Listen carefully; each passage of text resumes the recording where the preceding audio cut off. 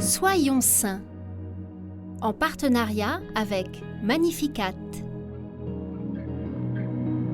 Aujourd'hui, nous souhaitons une bonne fête aux Rosalie et aux Eugénie.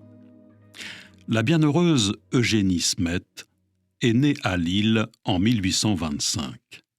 Toute petite, elle développe un grand amour pour les âmes du purgatoire. Lorsqu'elle devient religieuse, elle reçoit le nom de Sœur Marie de la Providence.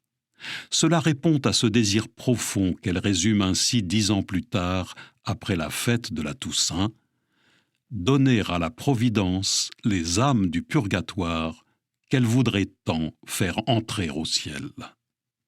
Devant l'ampleur de la tâche, elle s'en remet à une amie qui doit se rendre à Ars, afin qu'elle interroge le futur saint curé d'Ars sur cet appel.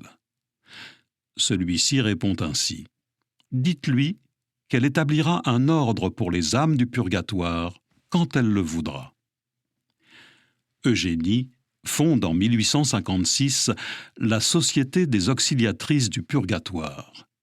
Il s'agit de religieuses enseignantes et missionnaires qui portent spécialement dans leurs prières les âmes qu'il faut délivrer afin qu'elles puissent enfin voir Dieu et le louer éternellement.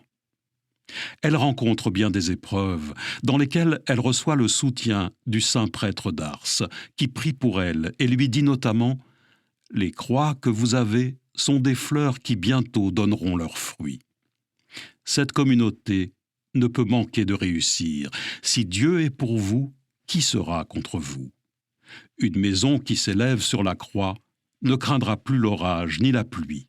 C'est le sceau divin. » Cette amitié qui a pour source le Christ nous montre que la communion des saints se vit déjà sur la terre.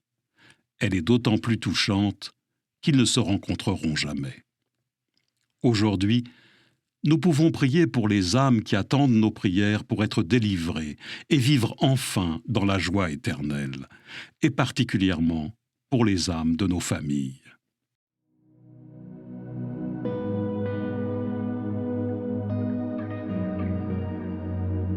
Bienheureuse Eugénie, ta vie nous rappelle que nous pouvons mystérieusement sauver une âme et lui donner le plus beau cadeau qui soit, sans même l'avoir connue.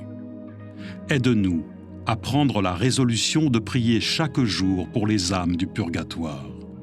Portons spécialement celles pour qui personne ne prie.